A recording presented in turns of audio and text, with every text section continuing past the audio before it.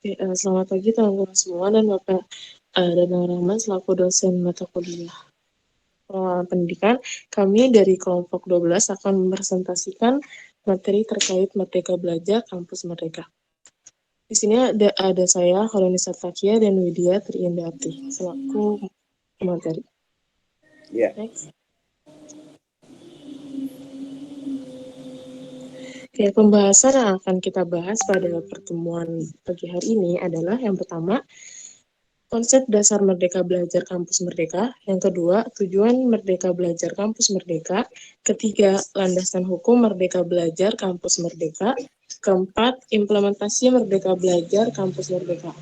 Kelima, hambatan Merdeka Belajar Kampus Merdeka. Yang keenam adalah solusi dari hambatan tersebut. Oke, yang pertama adalah konsep dasar Merdeka Belajar Kampus Merdeka. Kepada Widya, saya persilakan. Ya, terima kasih moderator. Konsep dasar Merdeka Belajar Kampus Merdeka. Merdeka Belajar adalah memberi kebebasan dan otonomi kepada lembaga pendidikan dan merdeka dari birokrasi. Dosen dibebaskan dari birokrasi yang membelit, serta mahasiswa diberikan kebebasan untuk memilih bidang yang mereka suka.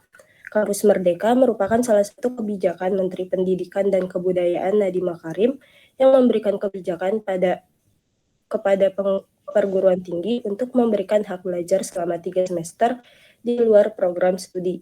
Kampus Merdeka pada dasarnya merupakan sebuah konsep baru yang membiarkan mahasiswa mendapatkan kemerdekaan belajar di perguruan tinggi.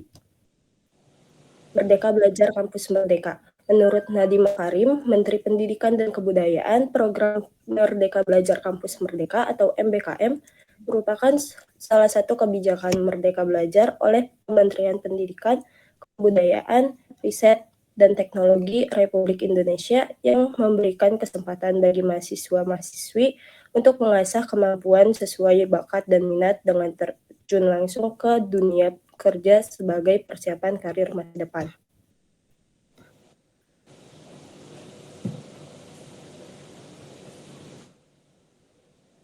Oke, selanjutnya ada tujuan Merdeka Belajar Kampus Merdeka.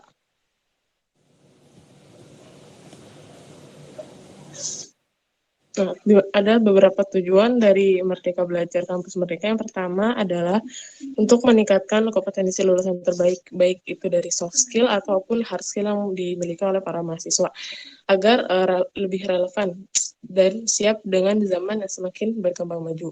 Yang kedua, menyiapkan lulusan yang memiliki peran penting sebagai pemimpin masa depan bangsa yang berkepribadian dan unggul. Ketiga, mendorong mahasiswa menguasai berbagai bidang ilmu pengetahuan sesuai dengan bidang keahliannya. Keempat, mengembangkan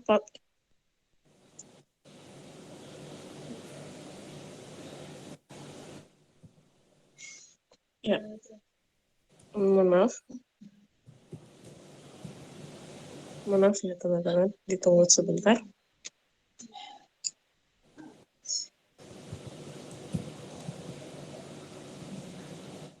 Oke, izin melanjutkan kembali. Yang keempat adalah untuk mengembangkan potensinya sesuai dengan bakat dan passion-nya masing-masing.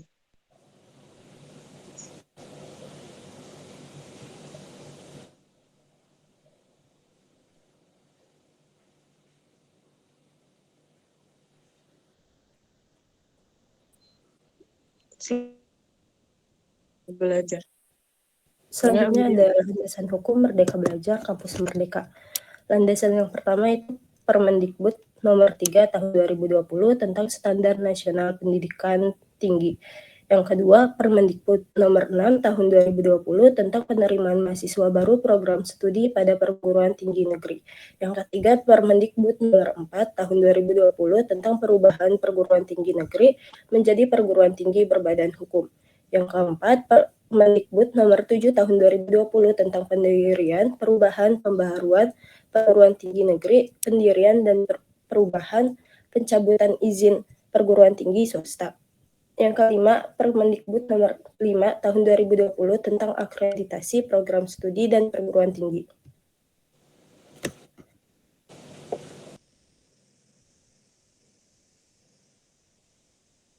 Oke, izin melanjutkan ya. Selanjutnya ada implementasi Merdeka Belajar Kampus Merdeka.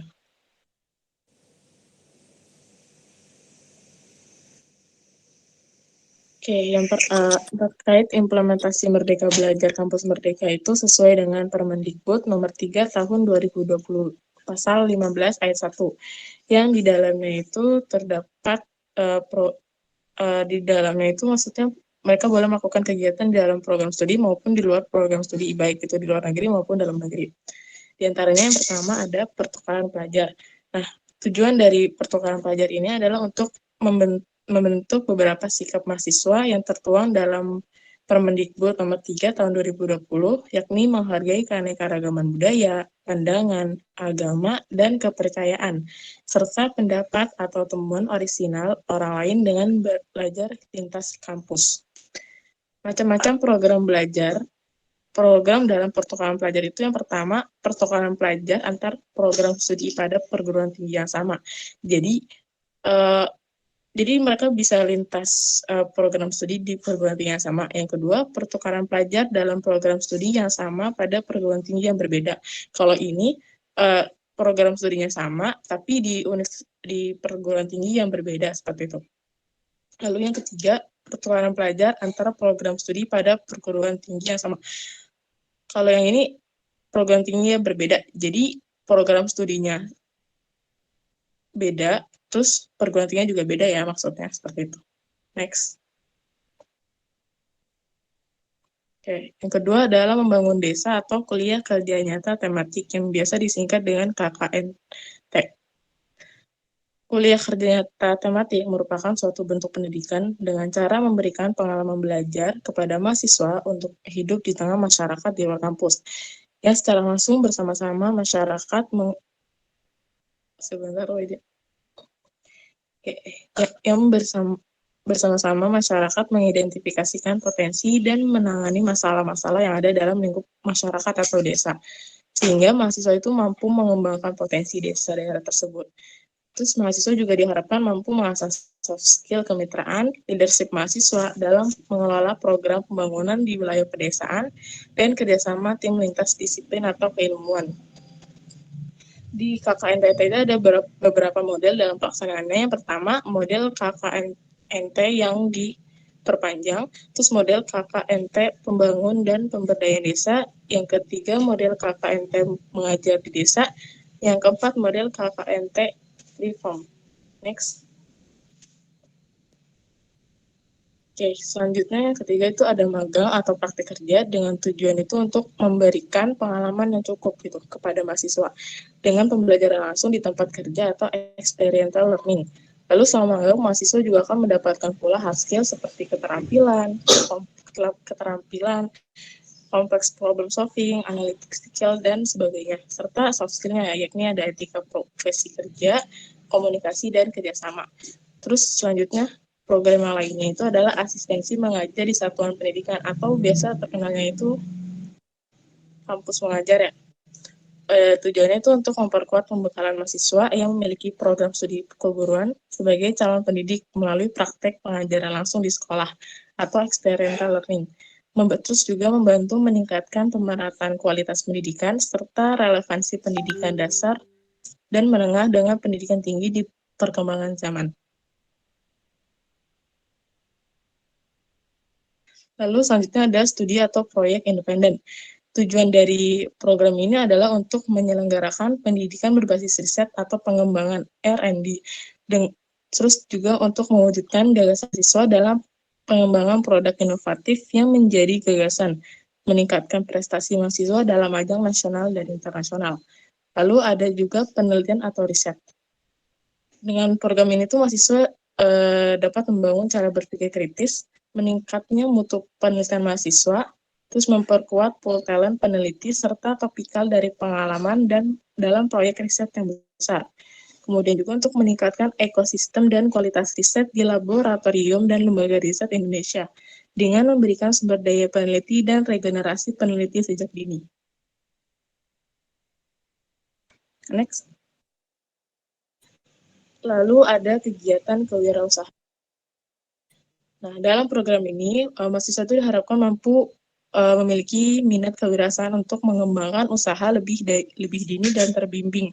Kemudian juga untuk menangani permasalahan pengangguran yang menghasilkan pengangguran intelektual dari kalangan sarjana. Lalu ada juga proyek kemanusiaan. Tujuannya untuk menyiapkan mahasiswa yang unggul dengan menjunjung tinggi nilai kemanusiaan dalam menjalankan tugas berdasarkan agama, moral, dan etika. Selain itu juga untuk melatih mahasiswa memiliki kepekaan sosial sesuai dengan minat dan keahliannya masing-masing. Ini ada hambatan Merdeka Belajar Kampus Merdeka. Hambatan yang pertama, program studi kesulitan dalam melakukan rekognisi jumlah SKS. Yang kedua, proses kegiatan MBKM sebagian bersifat daring karena COVID-19. Yang ketiga itu program studi kesulitan menyusun kurikulum MBKM. Yang keempat, kurangnya sosialisasi program MBKM. Yang kelima, terlambatnya penginputan nilai bagi mahasiswa yang mengikuti MBKM. Yang keenam, tidak mudah dalam memperoleh mitra untuk kerjasama. Yang ketujuh, proses kerjasama antara perguruan tinggi yang rumit. Tadi, yang pertama adalah melakukan konversi ke, maaf ya teman-teman, tadi ada kendala, saya izin melanjutkan. Yang pertama solusinya itu adalah melakukan konversi kegiatan belajar luar lama menjadi kegiatan MBKM. Jadi kegiatan ini tuh MBKM itu menjadi kegiatan baru gitu untuk dijadikan perubahan dan regenerasi seperti itu. Kemudian untuk melakukan penyesuaian kurikulum CPL dan CPMK. Lalu menyiapkan tim MBKM. Kemudian yang terakhir adalah menyediakan sistem akademik yang mendukung MBKM itu sendiri. Oke, mungkin sekiannya pemaparan materi dari kelompok kami. Apabila ada teman-teman yang ingin bertanya, dipersilakan.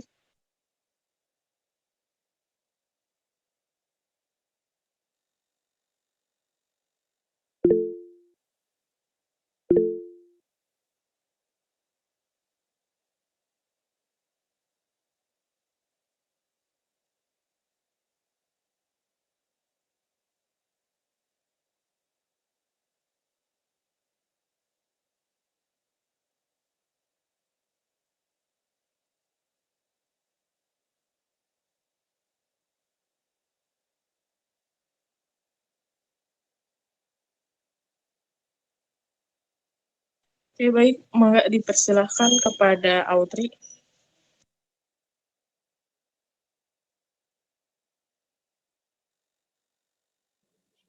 Baik, terima kasih kepada moderator. Sebelumnya saya bisa Karkinanti dari kelompok 3 izin bertanya. Apa saja masalah yang muncul dalam penerapan program MBKM? Terima kasih.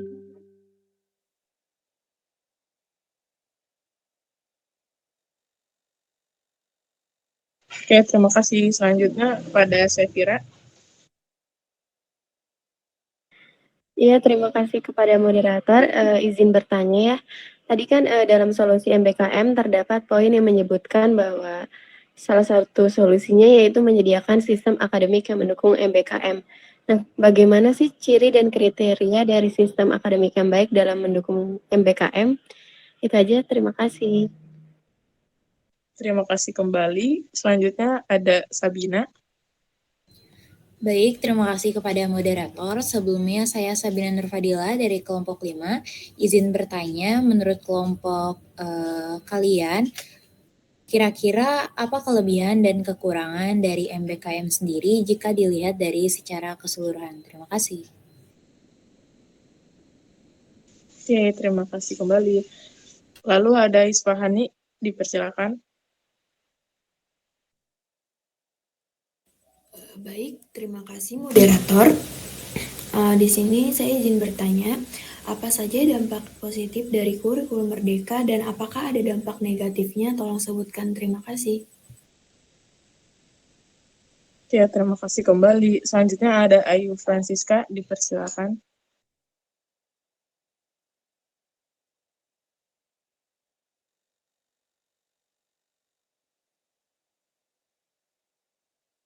Program ya, pertanyaannya apakah mahasiswa diperbolehkan untuk memilih lebih dari satu program sesuai peraturan yang disepakati? Oke, terima kasih atas pertanyaannya. Selanjutnya Devi Sagita Maharani, dipersilakan Devi. Baik, terima kasih moderator. Saya Devi dari kelompok 8. Izin bertanya, membahas terkait MBKM, apa yang menjadi kunci keberhasilan implementasi kebijakan MBKM di perguruan tinggi? Terima kasih. Oke, terima kasih kembali. Selanjutnya kepada Putri Arya, dipersilakan. Baik, terima kasih moderator. Saya Putri Arya Nabila dari kelompok 7. Izin bertanya, jelaskan pendapat kalian mengenai seberapa pentingnya sih kegiatan MBKM untuk persiapan menghadapi pasca mendatang. Terima kasih. Oke, terima kasih kembali. Selanjutnya ada Farah. Pada Farah, dipersilakan. Baik, terima kasih moderator. Saya Farah Naila Khairunisa dari kelompok 2. Izin bertanya, dalam implementasi MBKM terdapat poin kegiatan kewirausaha. Apakah pada kegiatan ini mahasiswa diberikan modal untuk melakukan kegiatan wirausaha tersebut? Jika iya, berapakah jumlah nominal yang diberikan? Terima kasih. Oke, terima kasih kembali. Selanjutnya ada Aisyah, dipersilakan Aisyah. Baik, terima kasih kepada moderator. Saya Aisyah, perwakilan dari kelompok 9. Izin bertanya, apa contoh dari model KKNT yang diperpanjang? Terima kasih. Oke, terima kasih kembali.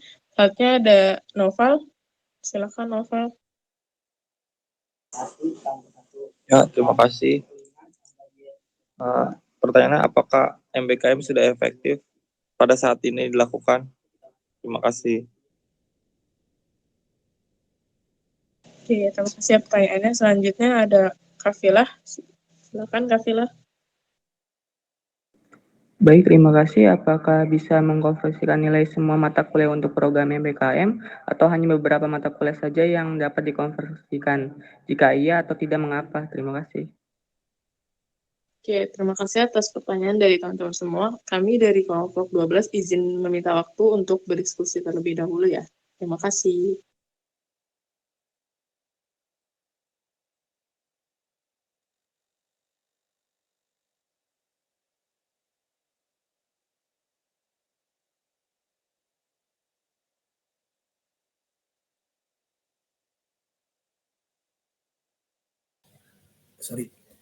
Luar biasa kalau kita dalami ini berkaitan dengan pengelolaan untuk Merdeka Belajar Kampus Merdeka. Jadi ada dua hal yang pertama ya, yang utama ya, yaitu adanya upaya untuk membuka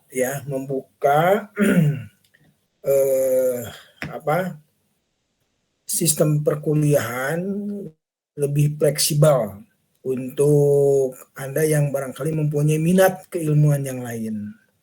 Ya, itu satu, artinya studinya bisa tadi sudah dijelaskan ya modelnya ya. Keilmuan yang berbeda di kampus yang berbeda. Atau keilmuan yang sama di kampus yang berbeda ya, Merdeka Belajar, kampus Merdeka, atau juga keilmuan yang berbeda di kampus yang sama dan seterusnya.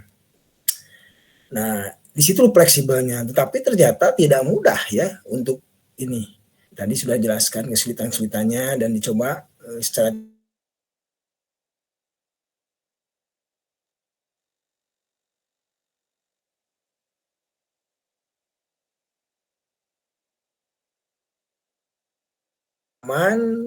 teman kalian yang mengikuti program MBKM ya. Nah, sesungguhnya tingkat efektivitasnya tadi ya, teman kamu juga ada yang nanya begitu. Nah ini, tapi terlepas dari itu nanti silahkan lengkapi aja ya kelompok 12, dalam laporannya belum ada ini studi empirikal, jadi artinya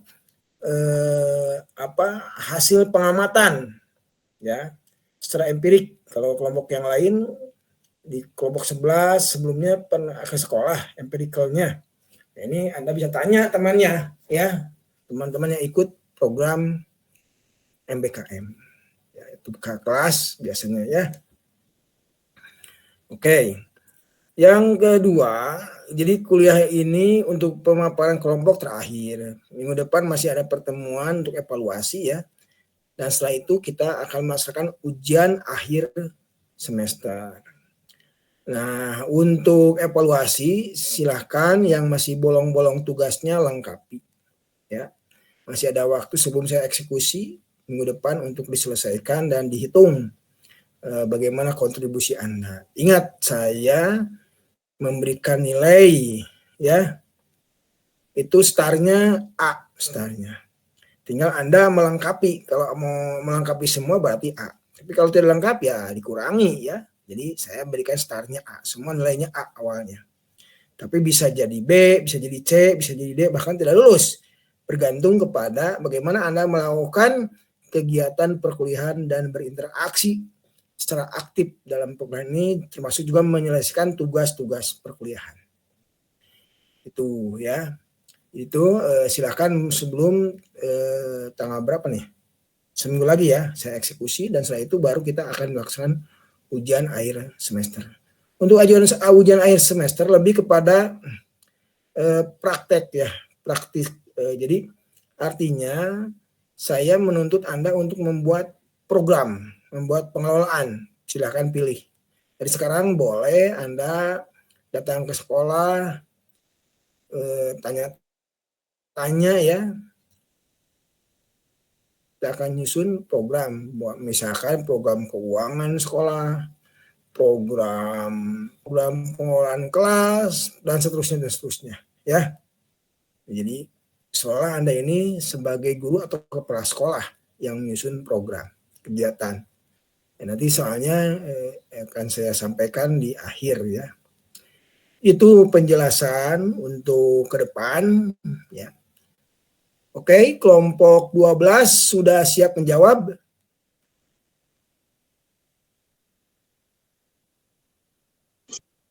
Siap, Pak. Izin menjawab. Atau ada pertanyaan untuk saya dulu? Barangkali ada pertanyaan untuk saya. Ini Nopal mau tanya, Nopal? Atau Kak Indonesia? Gimana Kak Indonesia? Iya Pak, saya izin menjawab pertanyaan teman-teman terlebih dahulu mungkin ya Pak. Halo Pak. Oh, jadi jawab dulu ya, nanti pertanyaannya belakangan setelah. Ya oke, setelah menjawab dulu pertanyaan ya. Oke, silakan Indonesia dan teman-teman menjawab pertanyaan dulu, nanti pertanyaan disampaikan saya. Ya, untuk yang tadi saya jelaskan. Oke, silakan Indonesia. Oke, baik. Terima kasih, Pak. Saya izin menjawab ya pertanyaan dari Aisyah terkait apa contoh dari model KKNT yang diperpanjang. Nah, untuk program dari KKNT yang diperpanjang itu adalah mahasiswa bisa memanfaatkan program holistik pembinaan dan pemberdayaan desa atau PHP 2D dengan mengikuti prosedur dari yang telah ditetapkan oleh Direktorat Belmawa. Nah, bentuk kegiatan dari model ini tuh adalah berupa proyek pemberdayaan masyarakat di desa dan penelitian untuk tugas akhir mahasiswa itu sendiri. Seperti itu, Aisyah. Bagaimana? Baik, terima kasih. Oke, mungkin selanjutnya kepada Widya, dipersilakan. Ya, izin menjawab pertanyaan dari Putri Arya. Jelaskan pendapat kalian mengenai seberapa pentingnya kegiatan MBKM untuk persiapan menghadapi pasca mendatang. Kegiatan MBKM sangat penting dilaksanakan untuk mempersiapkan lulusan dan mereka memiliki pengalaman, sehingga kemampuan atau keterampilan mahasiswa-mahasiswi dalam mempersiapkan pekerjaan setelah lulus juga terbukti sangat bermanfaat dalam pembangunan, siap di lapangan secara langsung dalam menghadapi masalah nyata yang ada saat ini. Setelah mengikuti kegiatan MBKM, mahasiswa diharapkan akan mengalami peningkatan soft skill yang baik dalam mengembangkan kemampuan atau skill sebagai prasyarat kerja pasca sarjana. Sekian, bagaimana Putri Arya?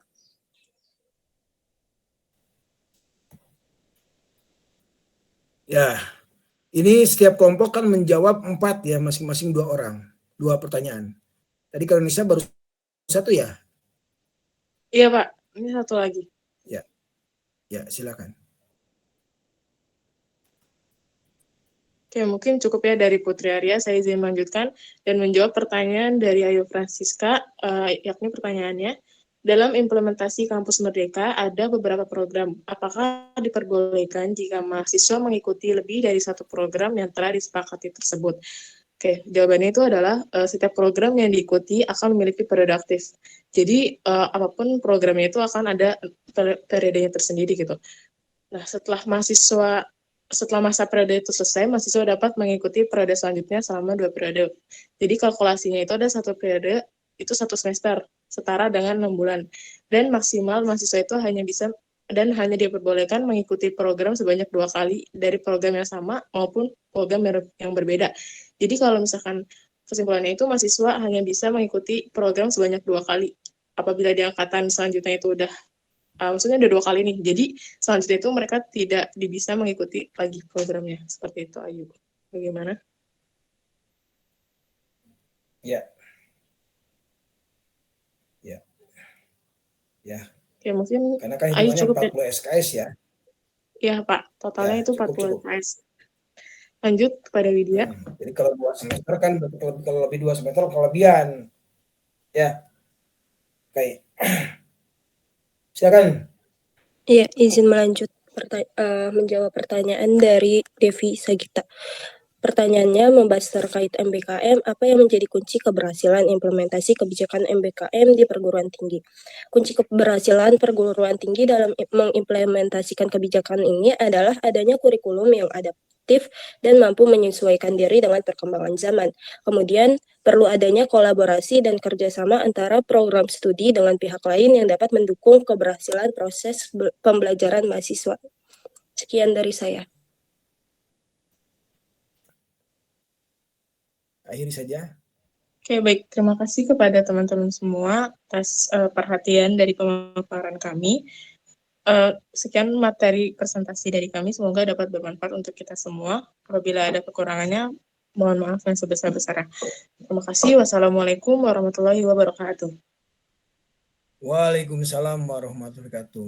Kita ketemu lagi minggu depan. Ya, terima kasih.